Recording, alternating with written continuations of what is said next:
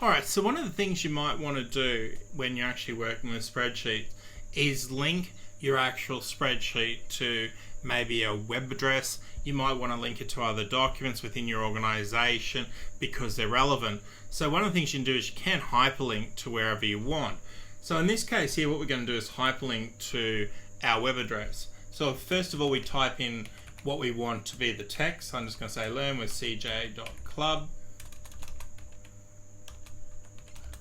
And then we click on the cell and we use the shortcut ctrl+K, and it will then bring up the insert hyperlink dialog box. We type in the address, which is http://www.learnwithcj.club, press OK, and you can now see that it's actually hyperlinked.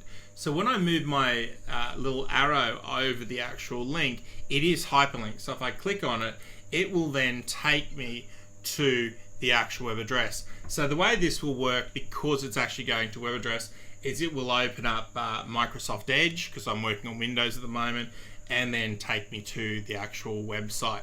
If it was linked to a file, it would obviously open the file in whatever application is associated with it. And that's really all there is to it. It's pretty simple. Alright, I'll see you next time.